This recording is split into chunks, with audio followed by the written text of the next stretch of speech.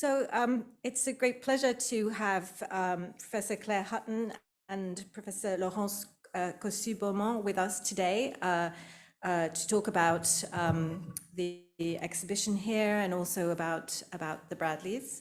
So I'm going to begin I'll introduce both of them, and then we're going to hear from Clare first. So Clare Hutton is reader in English and Digital Humanities at Loughborough University.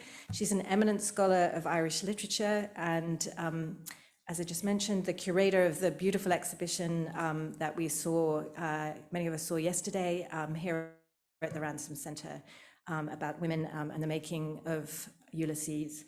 Laurence Cossu-Beaumont is a professor at the Sorbonne Nouvelle in Paris. She's an eminent book historian and scholar of 20th century American literature with a focus in part on African American literature. And she's the author of a monograph on the Bradleys. And so she's going to talk about the Bradleys for us today. So I'll just hand it over to Clare. And again, thank you very much for joining us.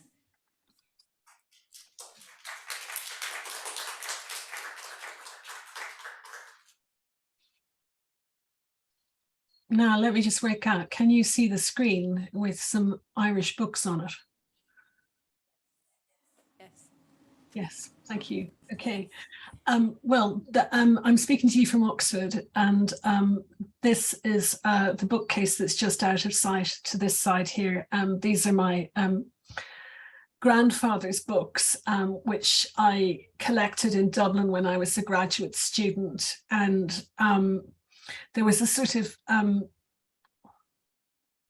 lightning bolt moment when I realized that what was being published in Ireland during the period of the Irish Irish literary revival would be of critical interest.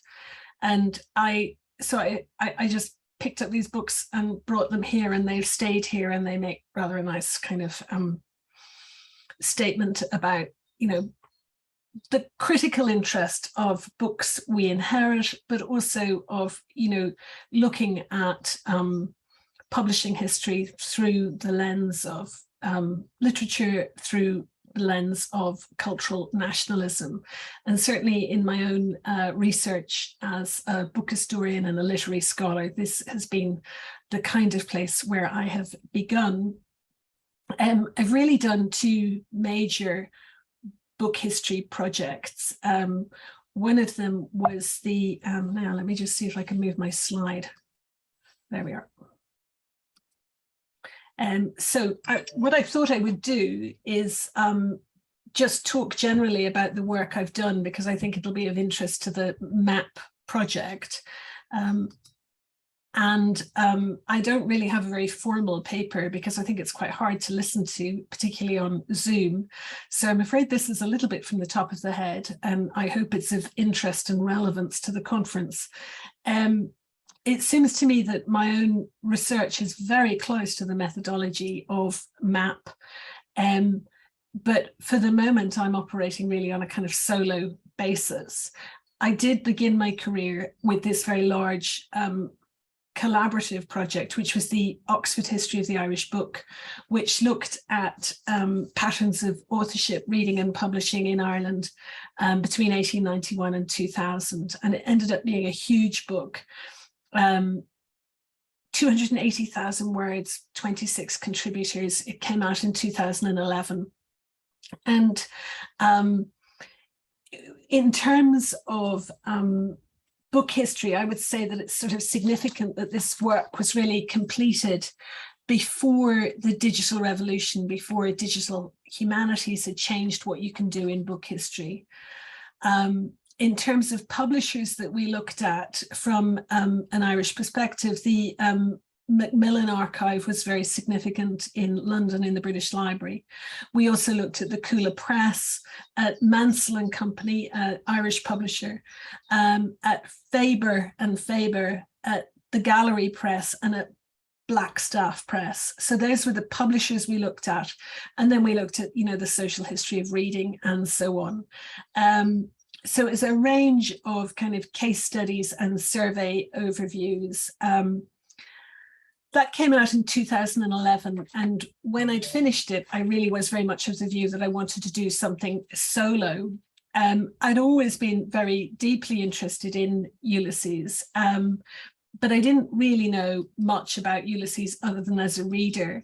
I applied to do work sponsored by the Leverhulme Trust, and the title of the Leverhulme Trust application was The Textuality of Ulysses, because I knew that there was a sort of very strong, shall we say, textual theme leading through the book, in that Joyce kind of characterizes people by what they read, what they intend to read, what they write, what they intend to write, and so on. And I was kind of fascinated by questions about textual circulation within Ulysses more generally. So I set off very much as a Joyce scholar with very much a book historian's eye. And eventually, it took about 9 years, I produced the monograph, Serial Encounters, Ulysses and the Little Review, which came out in 2019 and has just been issued in paperback by OUP. And I'm going to just say some things about this book and what was going on, and then explain the correlation between this and the exhibition. So, Ulysses and the Little Review has a fairly simple structure, just 4 chapters. They're big, chunky chapters. They're kind of 30,000 words each.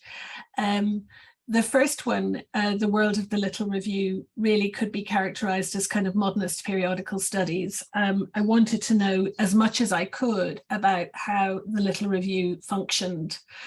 And so I took in various archives, including the Little Review archive in Milwaukee, archives in New York, and in Southern Illinois, Carbondale, with a view to doing as comprehensive and kind of historicist account as I could of what was going on behind the scenes in the world of the Little Review, particularly during the period when they serialized Ulysses, which was between March 1918 and December 1920.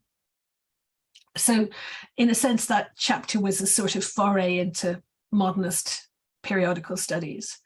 The second chapter, it's got quite a, it looks like an easy title now, Trial and Error, the composition and production of Ulysses to April 1921. That is the one that took by the longest to write. Joyce's correspondence, much of it is unpublished. Much of the evidence I needed to kind of find involved finding and then transcribing unpublished correspondence. And what I did in order to write that chapter was make something which I think would be of interest to MAPP, which is a giant chronology. I basically realized that, there was an awful amount of, a huge amount of material in published and unpublished correspondence, and that if it wasn't enough to look at kind of one side or the other, that you needed to look at both sides of several sets of different correspondence. So Pound to the Little Review to Pound, Ezra Pound to Joyce, Joyce to Ezra Pound, and so on. Ezra Pound to John Quinn. And in the end, I thought, well, the only way to organize this material was to make a database of a kind and to organize it. So I organized it by month from 1914 onwards under the headings authorship, reading and publishing. So evidence of Joyce writing the text under the authorship column, evidence of Ulysses being read, and evidence of Ulysses being published. So very much a kind of book historian way of thinking about the production of the text. And this document, which I simply called a chronology, ended up being about 45,000 words of keyed in text. And that was what gave me the basis for writing that chapter, Trial and Error.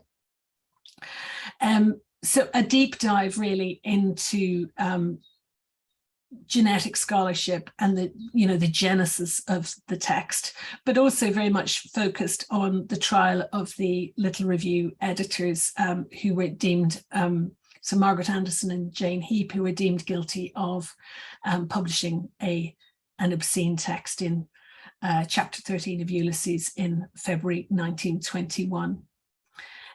So having kind of written two fairly kind of thickly historicist chapters, I then really wanted to move to the kind of interpretive implications of what I found. And so the other two chapters in the book are what might be kind of crudely called the kind of hermeneutic payoff. Why does the Ulysses of the Little Review matter? And I was really fascinated by the fact that the serial text as published in the Little Review is very different to the final text of Ulysses 1922, the Parisian edition. And so one of the things I wanted to do, I'll talk about this in a little more detail in a minute, is to look at the question of Ulysses having a serial style. And then finally, Paris departures, patterns of post-serial Ulyssean revision. I came to the view, having kind of close read the text and its revisions, that essentially Joyce's revision is patterned, and that although one can write about, you know, small changes forever, that there is a sense in which he changed the text in patterned and almost predictable ways. It's a dangerous thing to say to Joyceans, but I think, and so I came up with a theory, slightly mad, called 7 types of Ulyssean revision. And I put the theory on one slide at a Joyce conference a few years ago, and I have never seen quite so many people get out their phones so quickly to take the photo of 7 types of Ulyssean revision. So clearly there was something in it. This chapter, 30,000 words, is the long version of the argument. Maybe it's better as one slide. Anyway, so that gives you a sort of sense of what was going on with serial encounters, a sort of overview. I've mentioned some of the figures involved in producing Ulysses and within modernist periodicals, all associated with Joyce. So Pound was foreign editor of the Little Review from May 1917 to April 1919, and was supported financially by John Quinn, who was a New York lawyer, patron of the arts, and who paid Pound for his editorial work and paid contributors who had been selected by Pound. He didn't pay Anderson and Heap for their editorial work, nor did he pay contributors who were selected by Anderson and Heap. So there's a very interesting kind of dual and very gendered economy running through and fissuring the Little Review to some extent. Harriet Shaw Weaver was the editor of The Egoist and became Joyce's most significant financial patron, and The Egoist serialized excerpts of Ulysses in 1919. Textually interesting, the same more or less, apart from a few typographical corruptions, as the Little Review text. Simply didn't succeed in publishing all of it because of the difficulties that Weaver kept on encountering with printers.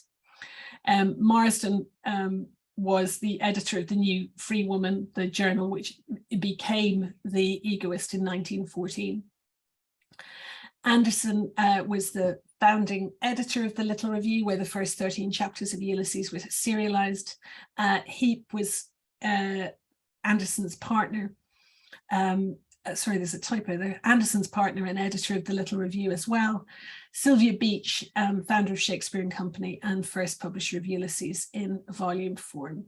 Another person I looked at in some detail was the first printer of Ulysses, Dusan Popovich, who was the printer of the Little Review. So in a way, I did biographical and historicist work on all of these figures for serial encounters. First editions of Ulysses, historic first editions, were at the time all available as digital facsimile, including in the Modernist Journals project, the Egoist serialization, the Little Review serialization, and also the a string searchable volume edition of the Shakespeare and Company 1922 text. So those digital facsimiles really made a big difference to what could be done textually. In terms of compositional chronology and geography, we know that Ulysses has this extremely famous epigraph, Trieste, Zurich, Paris, 1914 to 1921. One of the questions that's sometimes asked, is the Little Review Ulysses a Trieste Ulysses? And the answer is not quite. Joyce actually completed the serial versions of chapters 1 to 12 in Zurich, serial versions of chapters 13 and 14 in Trieste, and then the remainder, chapters 15 to 18 in Paris. And chapter typescripts prepared for the process of serialization are an important part of the genetic dossier, hence the typewriter that's on display in the exhibition. Joyce left Trieste for Zurich on the 21st of June 1915. This is a letter that he wrote to Pound, 30th of June 1915. I suppose my novel has reached its end now. He's talking about portrait. I have a play, Exiles, was engaged on a novel, Ulysses, of which I've written the first 2 episodes, a continuation of Portrait, after 3 years interval, blended with many of the persons of Dubliners. I shall not finish it soon for many reasons. So an interestingly focused view on what Ulysses was aiming to be, written in 1915. I think the shape of the book changes as he gets more financial support, particularly from Weaver. But to begin with, that's his idea of what Ulysses is going to achieve. Joyce returned to Trieste mid-October 1919, and he found that it wasn't the same as the place he had left, now part of Italy rather than the Austro-Hungarian Empire. And he didn't stay. He left Trieste in early July 1920 to stay in Paris. Initially, he said, for 3 months, and it ended up staying till 1940. So that gives us some sense of, you know, the chronology and the geography of where the book was written. Just to kind of go back on some publishing history details, which I think are, you know, very, very easy to lose sight of what was actually happening. So chapters 1 to 14 of Ulysses were consigned for serialization in the Little Review. They only published the first portion of chapter 14, but otherwise 1 to 13 in a sequence came out in the Little Review. And the serialization was stopped before they had the chance to do the latter part of chapter 14. Some chapters were serialized in The Egoist. February 1921 was the trial of the Little Review editors on the basis of the putative obscenity of the 3rd installment of chapter 13. April 1921, Joyce was resident in Paris, and he heard the outcome of the trial and arranged for the publication of Ulysses with Shakespeare and Company. And then 2nd of February 1922 was the first publication of Ulysses in volume form. What is the hermeneutic payoff of working out what's going on in the Little Review, apart from the kind of contextual richness of the history, finding out about Anderson and Heap? One thing I was really interested in was the question of how the text changed. And because Joyce is almost unique as an author in only adding to the text, one of the things you could simply do was word count.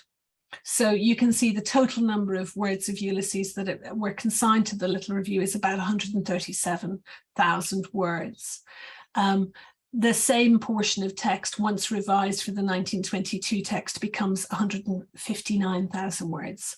That's an extra 22,000 words. And because Joyce doesn't really delete text, he only adds, you can see very clearly how much the text has changed and how much some of these middle chapters, so Lotus Eaters, Hades, Aeolus, and so on, all being changed very dramatically in response to the new opportunities afforded by the fact that he now has Beach as willing publisher. And of course, the judgment of the Little Review trial to work against.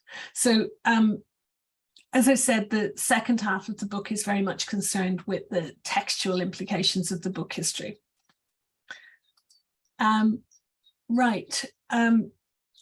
Just to give you an example of the kind of thing, so in a way, although I've introduced myself as a book historian, I'm one of the things that the Ulysses book did was to tilt itself towards genetic scholarship, but not the genesis of the text in manuscript, but the genesis of the text in print.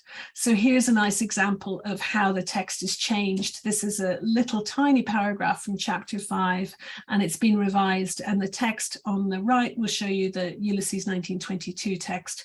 The text on the left shows you the same paragraph in the little review.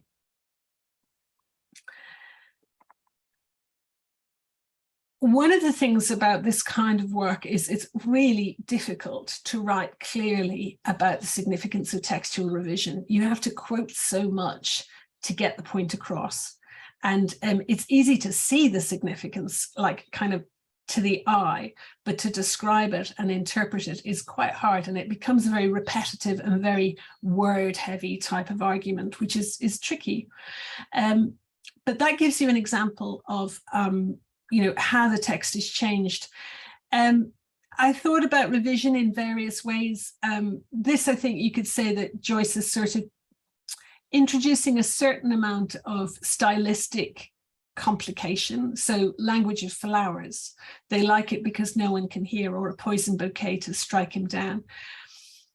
Angry tulips with you, darling manflower, punish your cactus if you don't please, for poor forget-me-not, how I long violets to dear roses when we see an enemy meet, all naughty night stalk wife, Martha's perfume. In a sense, what you get is a very stylized version of the text of the letter being played through Bloom's mind. The letter from Martha Flower, this, as I said, Ulysses chapter 5. So it's interesting, in a way the text is becoming slightly riskier, slightly more explicit, naughty night stalk wife, and so on, but also more stylistically complicated in revision. Okay, where does all this go from? So I'm just going to say a little bit about the kind of position of scholarship here in England, in the UK, that in a way, one of the things that very much determines how we operate as scholars is the REF, the Research Exercise Framework. My monograph, Serial Encounters, Ulysses and the Little Review, just out in paperback, aimed to be the terms that the REF uses are original, significant and rigorous. It's not a particularly it's not a book which yields its sort of interpretive significance that easily. It's written quite defensively, very much in dialogue with other genetic scholars of Joyce, and partly in dialogue with modernist periodical studies. And OUP considered it to be a success when it had, I think, about 200 purchasers in hardback. It took about 8 or 9 years to write. And I worked on it, I think about 2 or 3 years full time. So it was a really huge project. The exhibition, Women in the Making of Ulysses, really turns some of the findings of Ulysses and the Little Review, especially the first 2 chapters, around. And the idea is to obviously to put an exhibition on at the Ransom Centre for the Centenary of Ulysses, but also to create public benefit and engagement from that research, to show that benefit.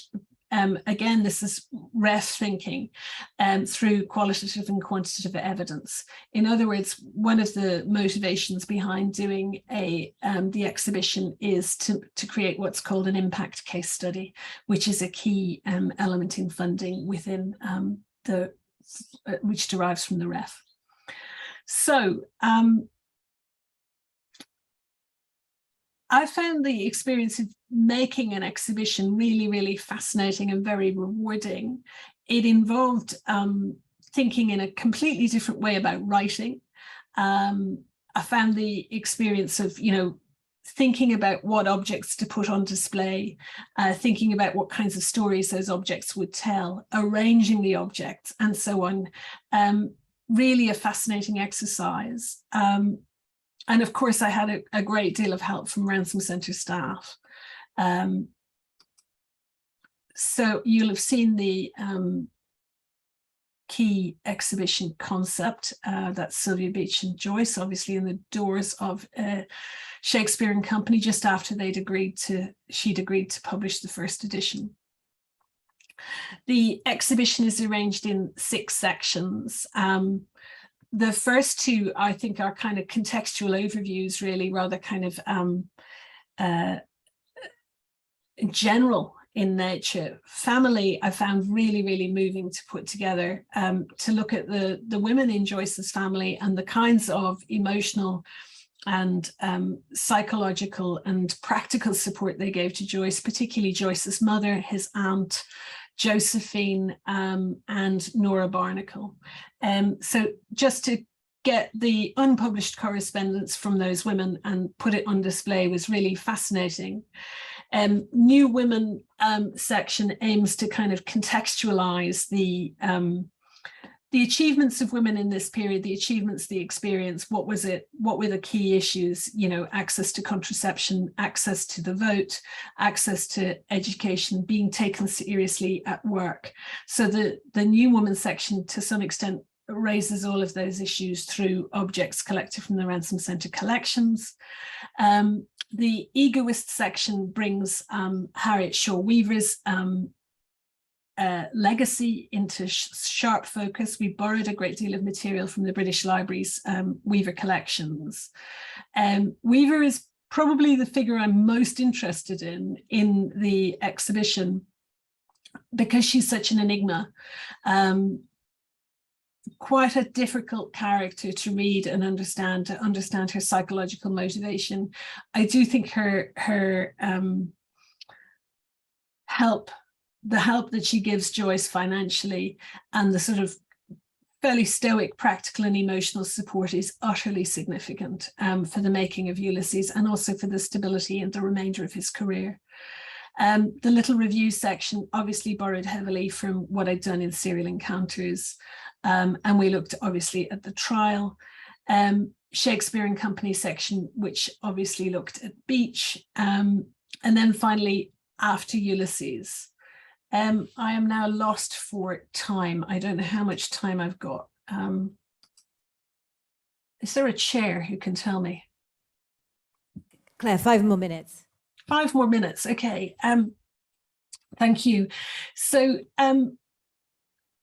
in a way, I want to say that next week I'm giving a full-length lecture about the kind of new thinking that the exhibition has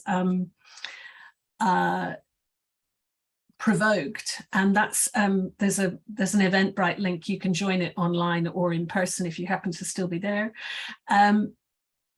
I just want to say a few things about the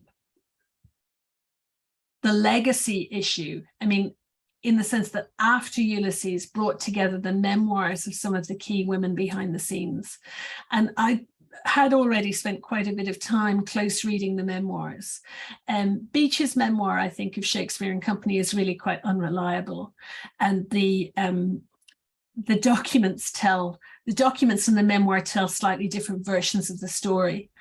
Anderson's memoir, My 30 Years' War, has also quite an unreliable account of the importance she played in terms of publishing Ulysses, because actually I think the person who does more work for publishing Ulysses is Jane Heap, who says to Joyce in a letter which is on display in the exhibition, "We feel like we're creating a readership for your work," and they were indeed doing so, but all the evidence suggests that it was Heap who did most of the practical work involved in actually getting Ulysses through press with the little review. Weaver, I think, is incredibly self-effacing and demure, incredibly private. She plays quite an important role in facilitating Joyce's career and in facilitating the work of the early biographers, particularly Richard Ellman. She has literally hundreds of letters that she keeps in really careful, pristine condition from Joyce, right from 1914 onwards. She keeps the envelope, she keeps absolutely everything very, very carefully.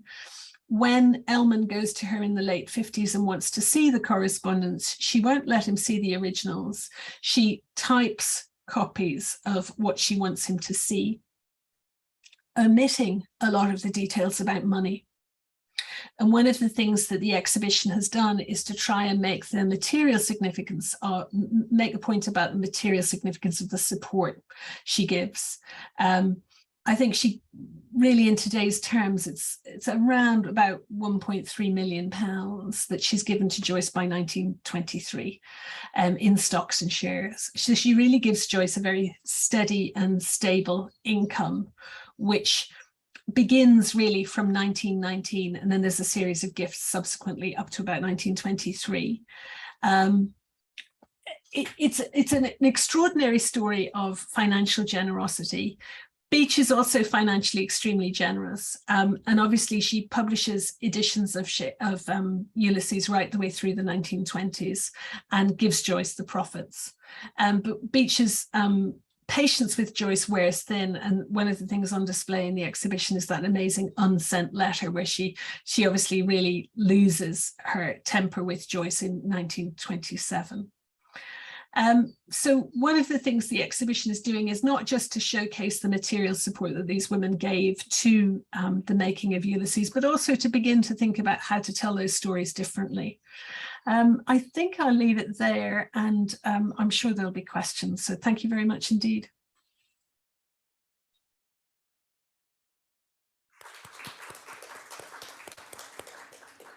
Thanks very much, Claire. So we'll pass over to Laurence now, and we'll have questions afterwards. All right, thank you. So let me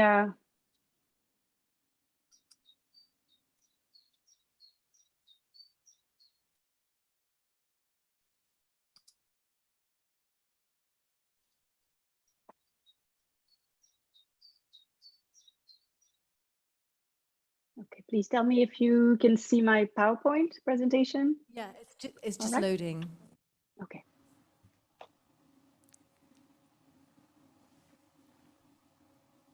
Still loading. All right.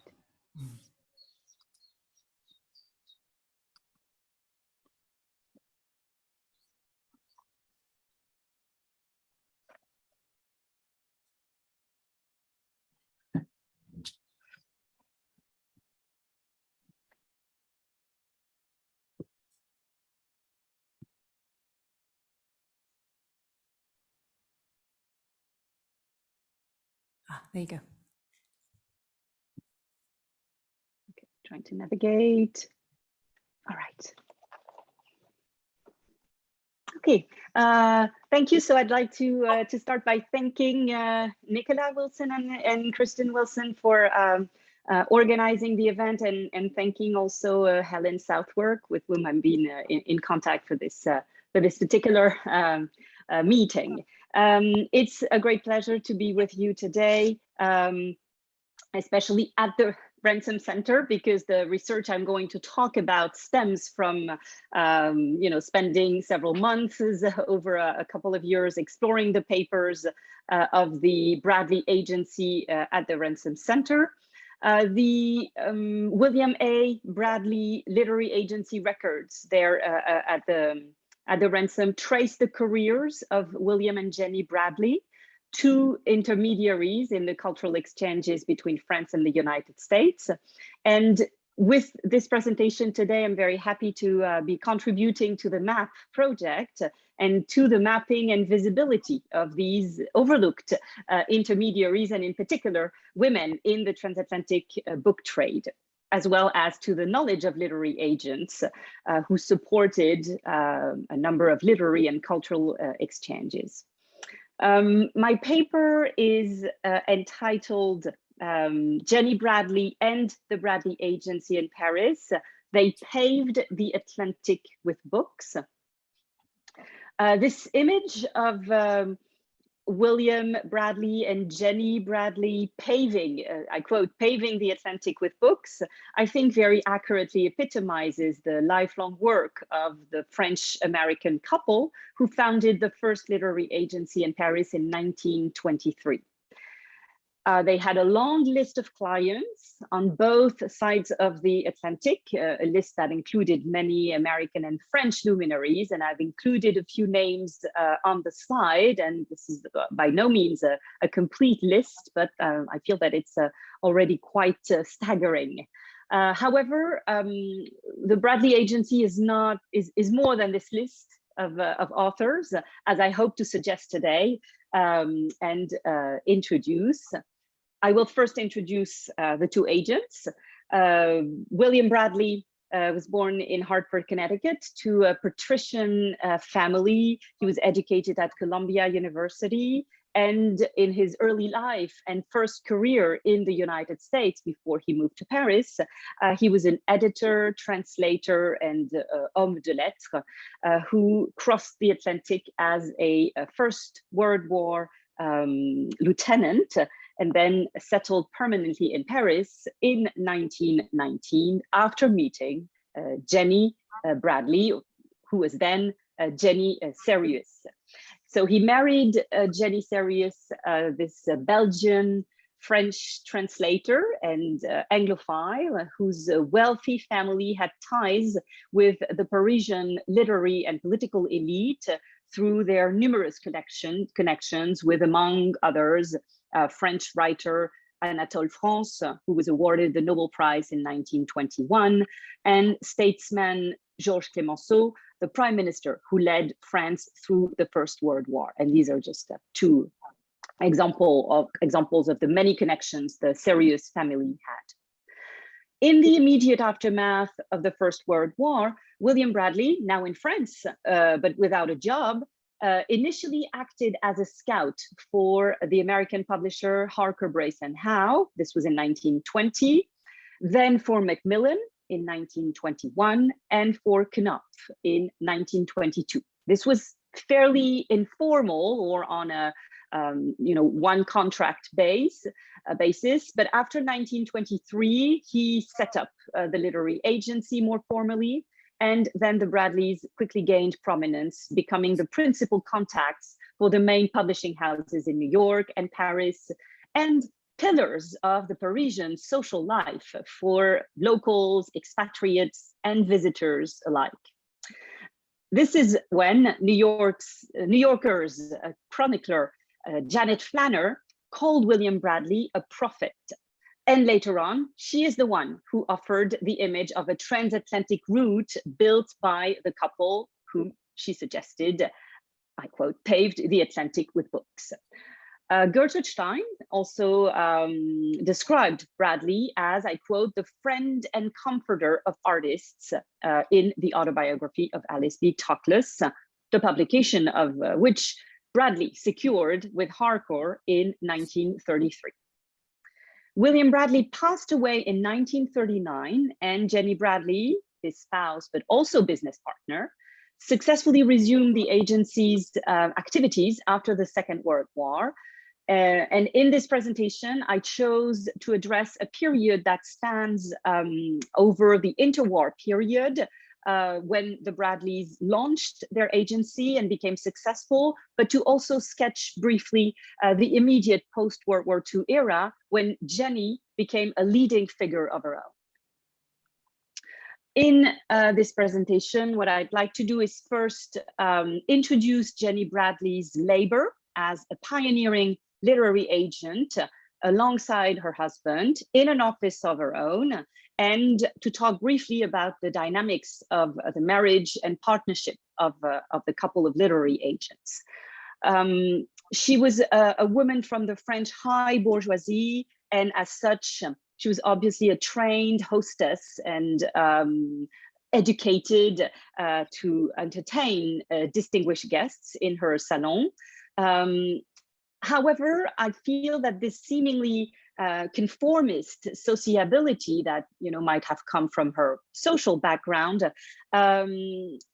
is more interesting than that, and that it actually defined the kind of work ethics and work strategies that made Jenny Bradley a successful agent, and this will be my second point.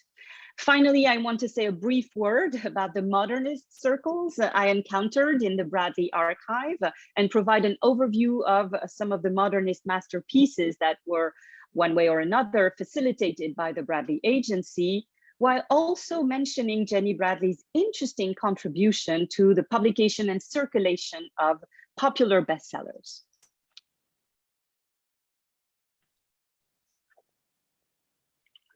So Jenny Bradley's career interestingly started with James Joyce, as reminded in this obituary. Indeed, it's been recounted that on a Friday evening of July 1920, Ezra Pound and Jenny, who is then Jenny Serious, spent the night at Natalie Barney's salon, and that the poet asked if Jenny would translate the portrait of the young man as an artist. Jenny Serious turned down the offer, but when Joyce finally came to Paris and worked on finishing Ulysses, he benefited from much support, but also the support of Jenny Bradley, who is now married, who is said to have supplied a desk, some blankets, a cot for his son, but also from William Bradley, who read drafts of Ulysses. Jenny Bradley is also reported as having retrieved Joyce's 13 boxes that he lost somehow in his journey from Italy to France, some of these boxes containing early versions of Ulysses. So they were retrieved. And so this is how she is remembered in this obituary. But I think it reflects very well one of the tasks the literary agent she would become in the upcoming years would accomplish, that of supporting writers, sometimes in very pragmatic and mundane ways. So after this initial anecdote, throughout the 1920s, once the agency had been officially established, William and Jenny Bradley developed their business officially called the William Aspinwall Bradley Literary Agency, the first ever such business in the publishing world in France. Here on this slide, I provided a letter, a 1924 letter, in which Harcourt allows Bradley to negotiate the sale of Babbitt by St. Louis to Gallimard. And this is really just one example of the many such documents that are to be found in the dozens of boxes in the Bradley archive, testifying to the extent to which the couple helped American literature circulate in France, but also French literature circulate in the US. And in this, they were also helped by the collaboration that they developed with other literary agents in London and in New York, and in particular, the Curtis Brown Literary Agency.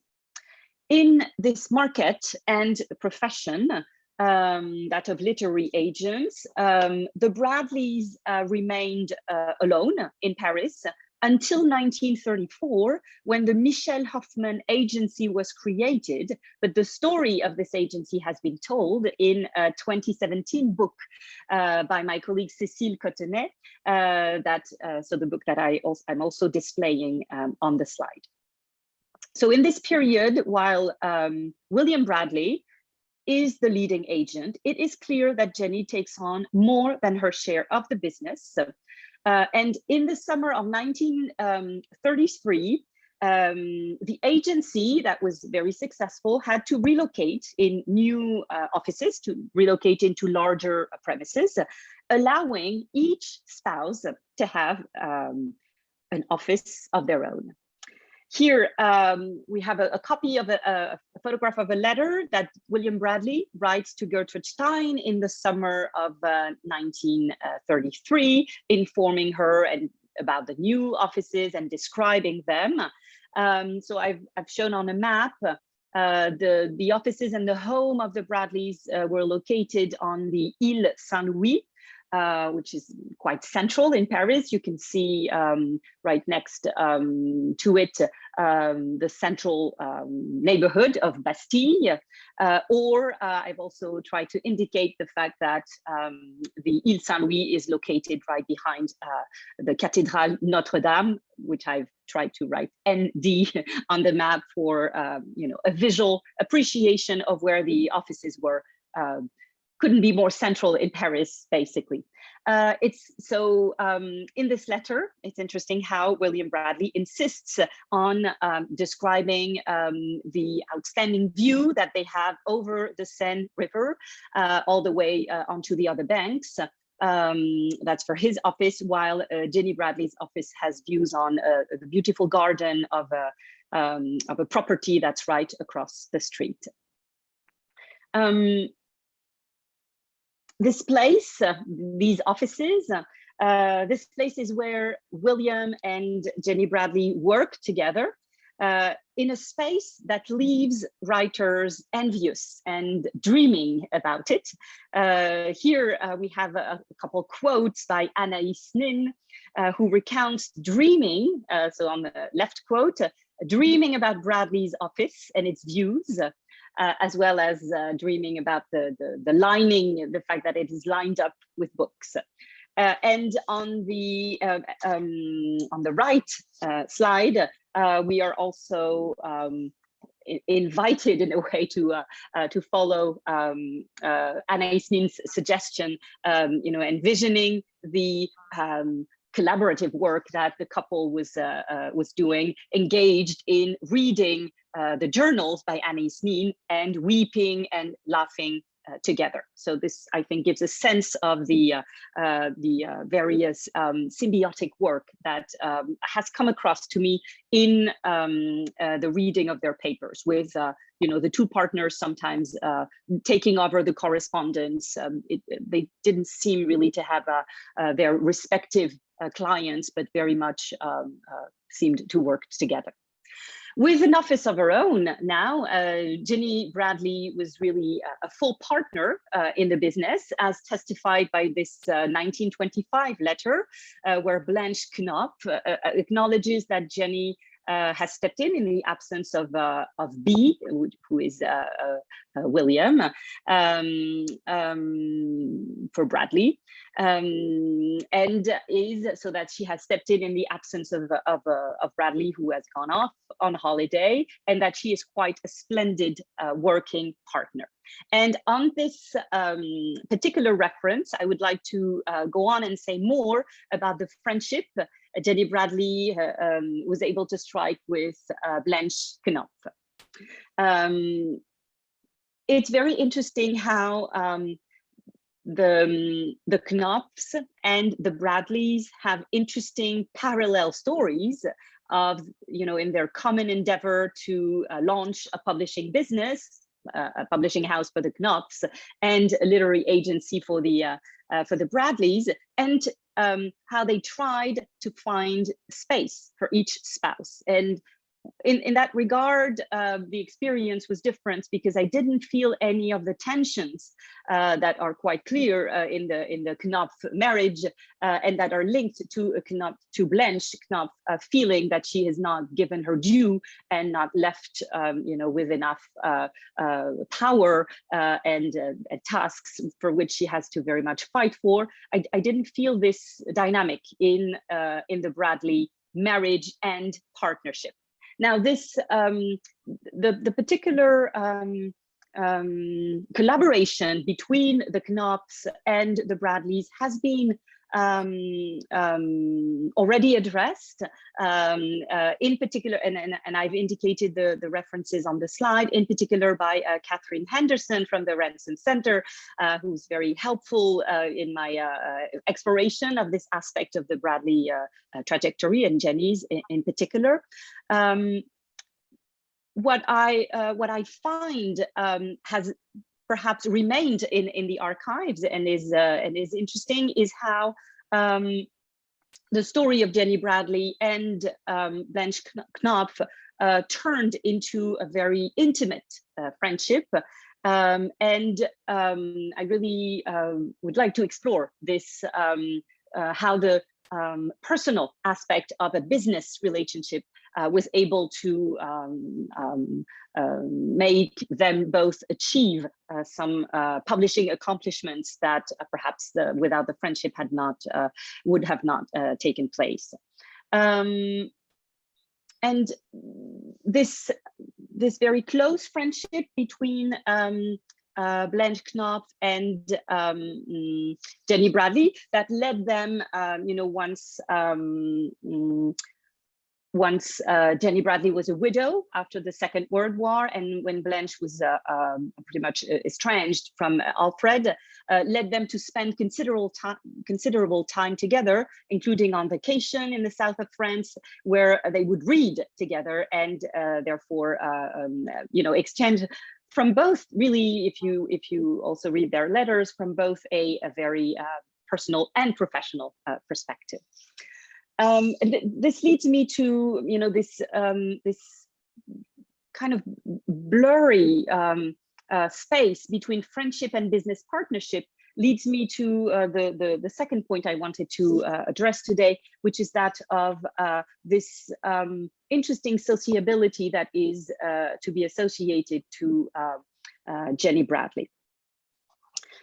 So in this extract from a 1960 article that I'm displaying on the right-hand side of the slide, in this 1960 article, Jenny Bradley is recognized as an agent, and this is even redefined, an author's representative, but it seems mostly towards the end of the quote, she seems to be mostly identified as a great heir to the salon hostesses of the French history and culture. This is interesting because she was indeed present in all the salons that mattered in Paris at the time, and she held her own receptions. In a 1970 interview for a documentary on Gertrude Stein, and I've provided a screenshot of this documentary.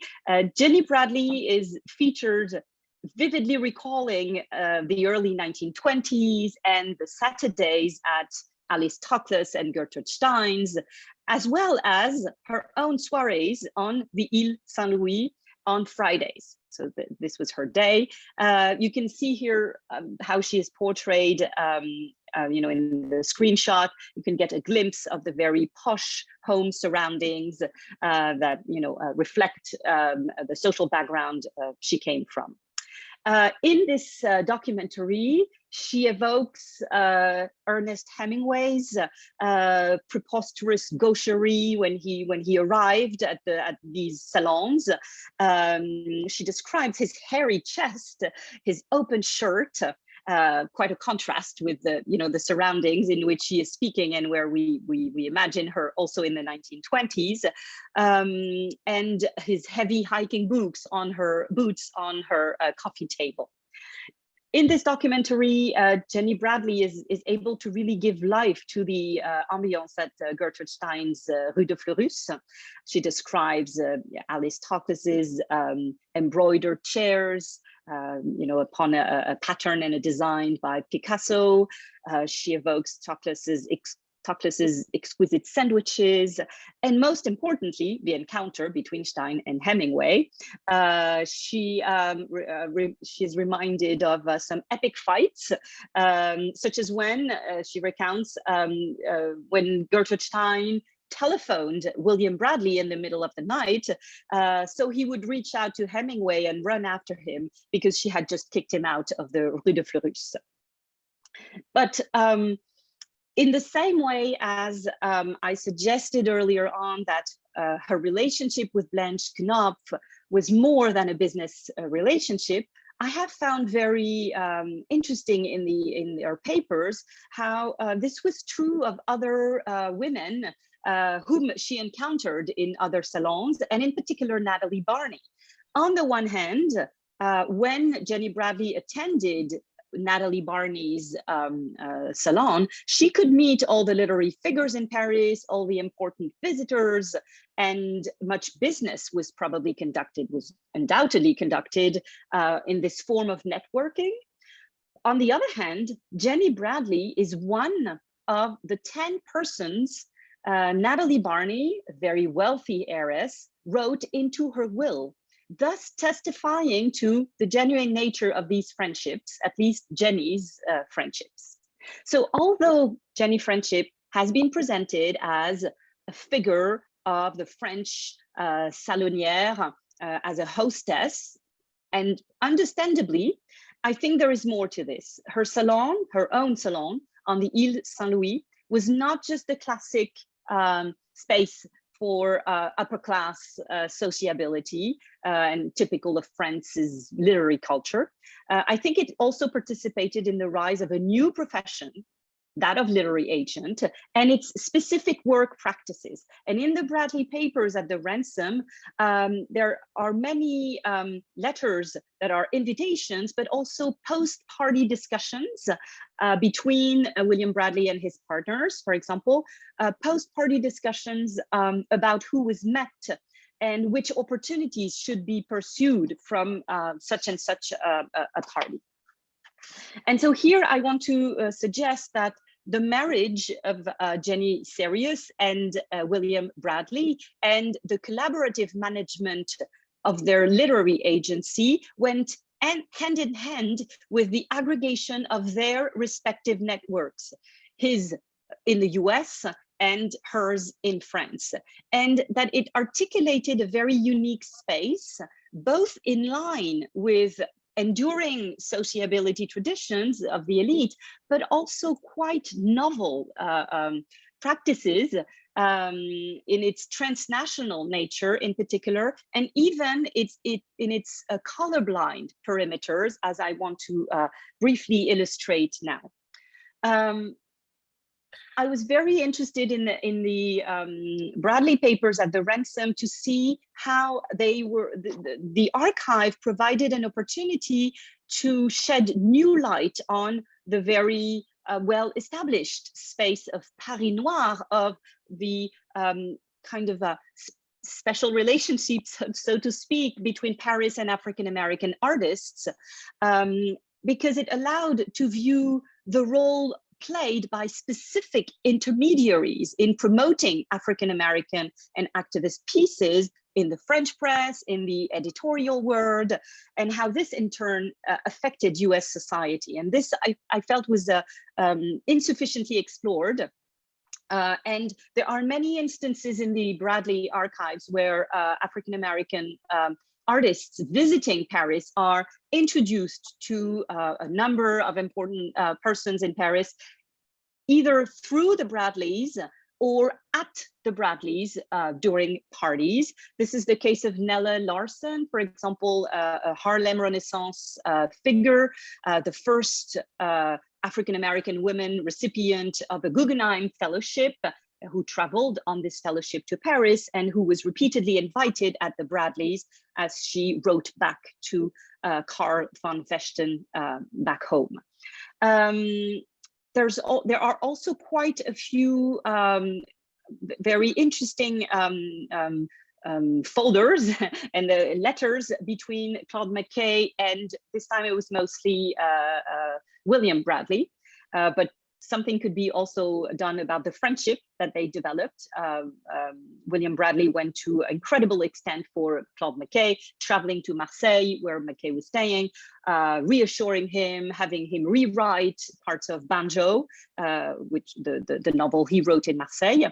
But here I just wanted to give a glimpse of the sociability and the fact that Claude McKay was the recipient of a quite incredible party organized by the Bradleys for the launch of Banjo, his novel, in 1929. So the letter I'm displaying here, and I've copied the one of the quotes because the letter is difficult to decipher, I think. So the quote I've chosen is, a thank you to Bradley and Mrs. Bradley for the nice arrangement, so the nice management of the party. This was quite a wild party, it seems, and several American guests were astonished at the social and racial mix at the party. More could be said about, in the post-war era, Richard Wright and James Baldwin, who also belonged to the Bradleys, or this time to Jenny Bradley's circles. Both Claude McKay before the war and James Baldwin were also significantly supported, financially supported by the Bradleys, and by the agency's decisive work on their behalf to become published. This was less true of Richard Wright, who was already a well-established author when he came to Paris, but definitely true of Claude McKay and James Baldwin. So to me, the Bradleys thus not only served as mediators for publishers in the transatlantic business, or as go-between for other literary agencies such as Curtis Brown, they were also the architects of social and artistic connections that are, I feel, indirectly responsible for many publications. And these publications were also incredibly varied, you know, in their genres and nature, which brings me to my third point about you know, the variety of publications that they supported, both modernist in particular and other books or novels that belong to popular literature. So I was quite interested in the Bradley papers to see that as a couple in the interwar period, they were great makers of several key modernist publications, which, by the way, was coherent with what I was describing in my second point, that is to say, the intimate and social circles that they built. In terms of modernism, what one could quote Ford Madox Ford, who was really a very much intimate friend of William Bradley. Jenny Bradley was the godmother of Ford's daughter, while James Joyce was the godfather. So here you have a very nice, friendly and intimate circle with some quite significant publications, modernist publications tied to this circle. In the book that I'm about to publish about the Bradleys, I also tell the story of the publication of Gertrude Stein's 1933 The Autobiography of Alice B. Toklas, and I especially tell the story of how William Bradley made it happen. First of all, in the writing, visiting Gertrude Stein in her countryside house and helping with the rereading of the drafts. So that's one aspect. And then we have the second aspect, which is the business one, where he's very shrewd and kind of ingenious in offering the text by Alice B. Toklas in a sort of a blind reading to the Atlantic and to Harcourt because they were prejudiced against Gertrude Stein, who was, you know, reputed as being a difficult author. And his scheme was very successful because in both instances when, you know, the blind reading fostered a very enthusiastic reading, both in the Atlantic and the Atlantic that then published extracts from the book, and with Harcourt that ended up publishing the autobiography of Alice B. Toklas. On the right, the Bradleys, also mostly William, from what I read, also contributed to the publishing of Henry Miller's Tropic of Cancer, Miller, who was then in Paris, and Bradley convinced Jack Kahane at Obelisk Press to publish the book that remained banned in the US and in the UK, as is clearly indicated on the cover. So in my book about the Bradleys, I claim that this sheds new light on Paris as an international capital of letters, as is well known, because to me, Paris was more than a place of inspiration, of prestige, but it was also a place where publishing undertakings can be scrutinized. And this in a very varied way, and this will lead me to my conclusion. I also came across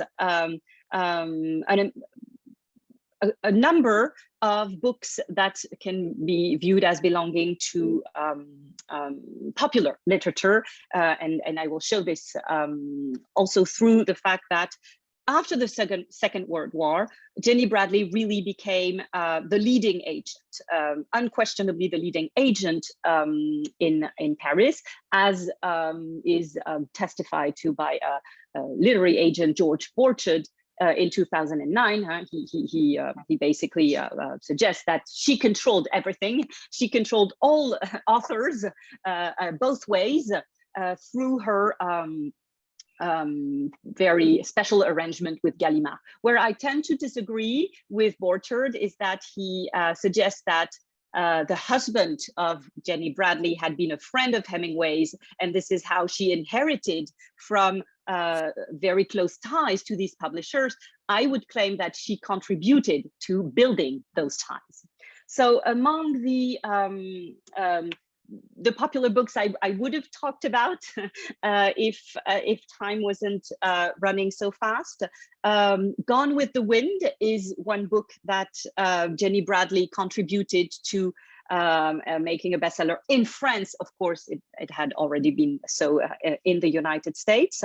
And along with Gone with the Wind, in the immediate aftermath of the Second World War, coexisted other authors such as Jean-Paul Sartre in the letter that I am displaying, or Truman Capote in the quotes that I have chosen on the left-hand side of the slide. These slides also show the very proactive, and by now, Jenny Bradley was in her 50s and late 50s towards the 1950s, and she had now become a very experienced and extremely efficient agent, as is shown in those slides where Toklas says that she is basically introducing Truman Capote in all the salons and all the places in Paris, which kind of reminded me of what Ezra Pound had been doing for Joyce in the early 1920s. So this is a last point that I'm very, very interested in the Bradley papers. This incredible mix of highbrow and middlebrow or popular literature, with a last example that will represent my conclusion and opening. One author that also appears as being very close to Jenny Bradley in the post-war era is Patricia Highsmith, with whom she became intimate friends as well, and for whom she reached quite spectacular deals in terms of movie rights for the talented Mr. Ripley. And so this question of movie rights is another story, which I hope I can tell maybe on some other occasion. So thank you so much for your attention, and I'm very happy to take questions.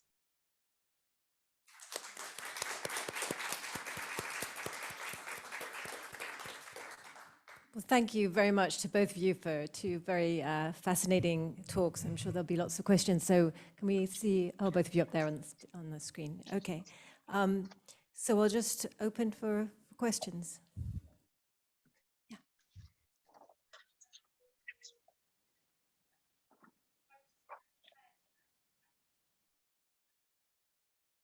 Can you guys hear? Can they hear? Can you guys hear okay? No. Oh, we might need to. Oh, I'll repeat the question. Okay.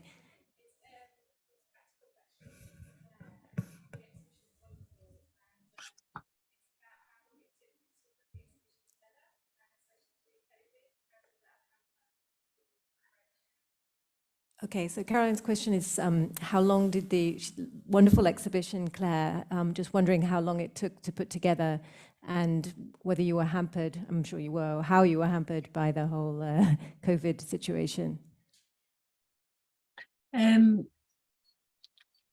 Yes, it did take a very long time. I first discussed the proposal for the exhibition in September 2019. And I was due to visit the Ransom Centre in March 2020, the week the world went into lockdown. I almost got on the plane and then didn't. And actually the Ransom Centre had closed by the day I would have arrived, so that was a good call. There then was a very, very long hesitation, which would have lasted, I think, from March 2020. I think I really knew I was going to be doing the exhibit for certain by November 2020. And then I worked pretty much, was certainly full-time through December, January, and then all of the summer of 2021 and quite a lot of this year. And during that time, you know, I was choosing the objects and writing the label text and just basically working out how to put the whole thing together. During that time, the US border was closed, and so I couldn't travel. So the first time I actually was at the Ransom Centre again was April just gone. So I did all of the work in absentia, but actually this room is quite well equipped for doing bibliographical work on Joyce, because I've got 2 filing cabinets full of stuff, plus quite a good Joyce collection behind me. And I have the Bodleian and the British Library. So I was able to do a lot. It was surprising how much work, once we'd chosen the objects, it was surprising how much could just be done. I would have done something different if I'd been able to be there.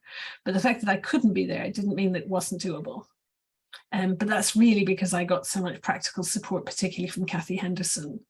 I think we probably had about 50 Zooms. It was every Thursday at 4 o'clock. So it was quite an amazing process, really. I don't think I believed it was doable until we did it. Thank you. That was Caroline Gould from the University of Reading, who was your questioner. Oh, a question from Laurence. Yes.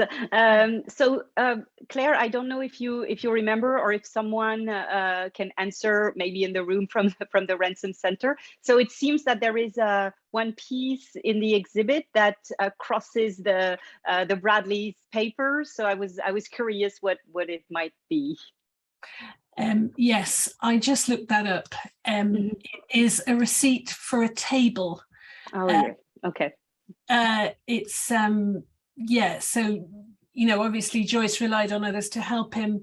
The receipt is for a table, which appears to have been paid for by Jenny Cerise Bradley. She also supplied a bed, a mattress, some sheets and blankets. I didn't know that she'd been invited to translate portrait. Ludmila Bloch-Savitsky did actually translate portrait. And there's some stuff about Savitsky as well, and about the process of translation. What's interesting is, of course, Joyce doesn't really value the work of translation. I mean, he thinks there's a kind of quite snide unpublished letter from Joyce to Savitsky where he says, well, if you take on Ulysses, it'll take you till 2,999 because you've been so slow to do portrait. He obviously doesn't see that, you know, it's actually considerable intellectual labor, which I think Savitsky does for not a great deal of reward. And she ended up, and Jenny Bradley turned down the translation, but she ended up, I'm checking this right now, she ended up translating a play later on in 1950, Les Exilés, yes. And so her great grandnephew, I guess, someone I had interviews with, still received royalties from this translation. It's still the translation that the French have access to. So I thought it was an interesting anecdote. Yeah. Thank you. Other questions? Yeah, Ilusha. Okay.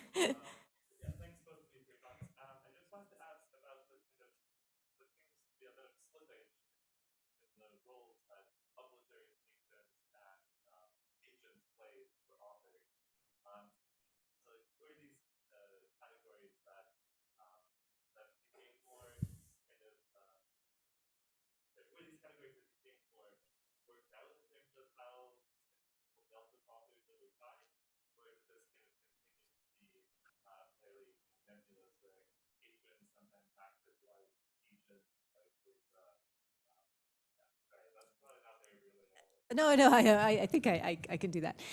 So Alicia wants to know about the slippage in terms of roles that are played by agents, patrons, publishers, and just wondering if that fluidity was kind of worked out, and those roles became more separated as time went on. I mean, I guess thinking about that, I was thinking about that with the Bradleys, especially that they were really, working with the expatriate community in Paris to publish back in States, working on the translations. You mentioned Laurence, William Bradley working with McKay to rewrite sections of banjo. I mean, so just thinking about how they had these multiple jobs and roles in producing literature, and whether those changed as time went on. Yeah, I agree. There's a very at least from my perspective in France, since they were, the first ones basically almost inventing this profession, because William Bradley had been, a man in the publishing world in the US, but he had not been an agent. So he invented himself as an agent in France. And so, yes, there are very sometimes confusing roles. However, there's also maybe I didn't have the opportunity to explain this, and it would be a little maybe tedious in a talk. But there's also a very technical aspect in which they are the only ones competent, and I'm referring to dealing with import, export, tax matters across countries with currency that, at the time was, wires, a bank correspondence. So, there's both, I think, a very almost artistic and literary aspect to their job in the rereading of drafts, in the advising of authors, but there's also a quite impressive amount of administrative, legal, fiscal transactions that everything is also in the ransom papers. So that's another aspect that can also be shed light on. Claire, could you speak to that question also? Or? Yeah, I think it's interesting. I mean, it seems to me that in the case of Joyce, Joyce does have an agent in Pinker and then Pinker's son. They're singularly unable to cope with Joyce's complications. I've seen a lot of that correspondence, and it really does show how hapless they are, though they are noted as the agents in London at the time.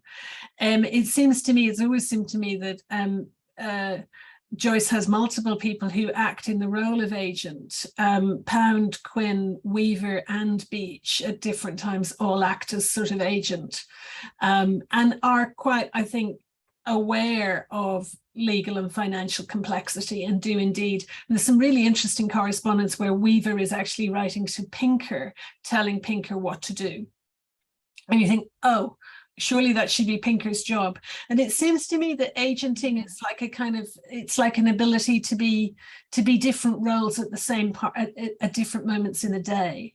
So, that there's the sort of salon and soiree moment of the day, and then there's the legal and kind of, let's make that in duplicate and create a few carbon copies here part of the day, and that you've got the same person doing the, different elements of that.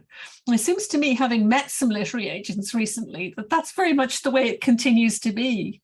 I've been to very, very sociable occasions with agents, and I sort of thought, when does the business bit come in? And clearly it is going on, but just not at that particular moment. Great, thank you to both of you for a couple of great questions. Alice.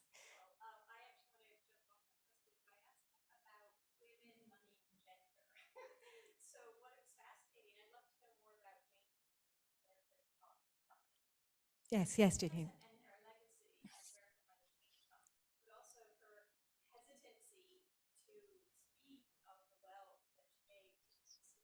Oh, Harriet Weaver, you mean Harriet? Yeah. Yeah.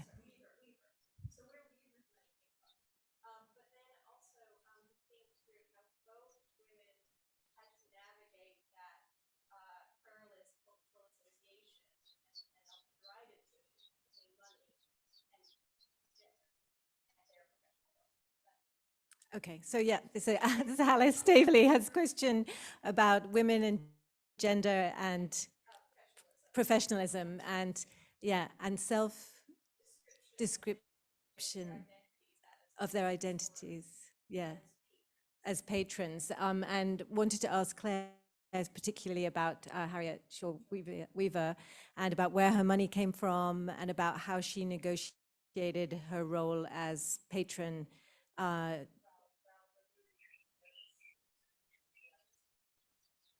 removing those descriptions from the letters to Elman, for example. Yes. So Weaver, I think, is an enormously complicated figure, and I think quite resistant to easy interpretations. Almost, uniquely, as somebody who's done a lot of archival research, I've been through the Weaver papers, which are 23 volumes in the British Library, pretty carefully twice. So probably about 6 weeks of archival work in total. And the experience I have is the more I look, the less I seem to be certain about what I know. And so I actually did a lecture earlier this year called Finding Miss Weaver for the British Library, which is almost exactly about that process of, how the evidence becomes less certain. I mean, people are intrigued by questions about her, intimate relations, her sexuality. One thing that I did do, which was quite useful, was to speak to 2 or 3 of her descendants this year and test out some of my uncertainties about her. And that's actually where the lecture is only a lecture at the moment, but it is online, it's on YouTube, and it's called Finding Miss Weaver. And that, I think, does come to some fairly firm but evasive conclusions about her, how she felt about what she was doing, and the reasons. I mean, I think the reasons for her being private and where does the money come from. There's just a sort of extraordinary kind of demure modesty in the family generally about money. And the money comes from her mother, and it's amassed through the cotton industry, and then the death of several great aunts who leave it to, she's one of 8 children. And I think, it's a significant amount of money that she doesn't feel comfortable living on unearned income. So she chooses to live extremely modestly. She never buys. She lives on her own furnished apartment, Gloucester Place in central London, and then a very, very modest bedsit in Oxford, close to where I am at the moment, where she lives for the last 20 years of her life. And I think she is just by nature extremely private, calm, prone to being kind of stressed by funny things like, she finds the experience of travel, so although she goes to Paris quite frequently to see Joyce and stay in a hotel, she finds the journey very stressful. So sort of psychologically quite nervous. It's really hard to account for the nature of the relationship with Joyce. I mean, some Joyceans really take the view that she understands and admires every single word that Joyce writes. I think the moment at which she commits to Joyce is the moment when he's writing Portrait. She's obviously initially very excited by Ulysses, but as Ulysses progresses towards its kind of latter chapters, I think she becomes less certain. But by that stage, in a way, the relationship has become a kind of caring relationship, because Joyce performs his illness very, very well in his letters to her, about the difficulties of his material circumstances, about the upheaval, about Lucia's demise, and so on. And actually, I think the relationship shifts from being one of straightforward kind of literary sponsorship to being one of kind of caring, an old-fashioned kind of pre-nation state caring relationship. And that she gives the money to Joyce in the hope that he will continue to be able to write. She doesn't know that she's underwriting Finnegan's Wake. She doesn't know that he isn't going to write another book like Portrait. She does know that he has a daughter in extremis, that his wife doesn't work, that he needs the money. And she also knows that she doesn't need it herself. She's a sort of person who lives this very modest life, who, you know, is quite happy to have a kind of boiled egg at 4:15, and that'll be it. And that's the way she lives. When Joyce dies, she realizes that Lucia is going to need to be cared for. And she takes on that role. And for the last 20 years of her life, she visits and looks after Lucia with, you know, visits frequently and pays for the nursing home in Northampton. So it's a fascinating relationship, but I do think it's a caring one. Not quite the sort of literary financial patron relationship that you might think of. And certainly I think a relationship which is set and established before Ulysses has really become the kind of book we now know it to be. That's a slightly evasive answer, but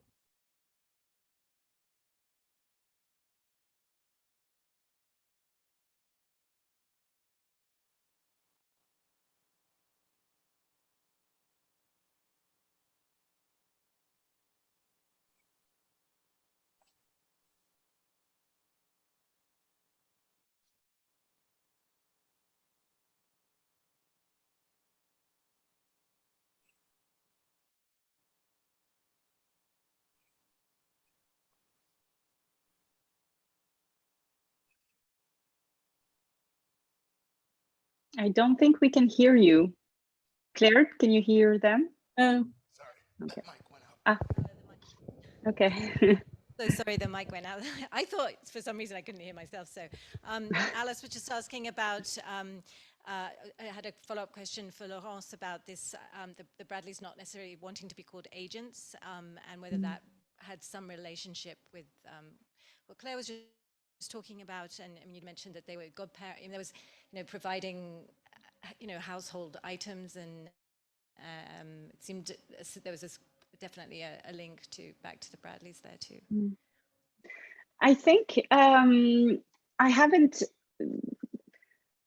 What I'm suspecting on this this question of the term agent is more a problem probably in the French environment and the French culture, and perhaps the you know, the in the quote that I provided, she says she you know, the journalist reports that Jenny Bradley does not want to be identified as a commerçante, which is, you know, well, someone who does business. So it's really a problem of being called that way, because honestly, in the correspondence, she does business, and in a very ruthful way, and she has no qualms about it. So it's interesting because but I can associate this to the French culture, you know, where money and business is not something as maybe accepted and rewarded as in other cultures, especially, you know, in English-speaking countries. So that's probably an interesting, and again, it situates her and the couple, but especially her, in an interesting space and position in between French and American culture, which is where she works. The definition of her work is to be an intermediary between French and American culture, between French and American publishing markets. But you know, sometimes she tilts towards one or the other cultures, and especially the French one, I guess, for her. And after William died, did she drop his name from the name of the company, or did she keep? No, she was yes. yeah, and you know, she was Mrs. William Bradley, and that's that very common, you know, at that time. Yes. Okay, great. Well, I think we're out of time, but this was a fascinating discussion. It was so wonderful that we managed to get you here, and that mostly everything worked out in terms of the text. So thank you very, very much. We really appreciated it. So wonderful.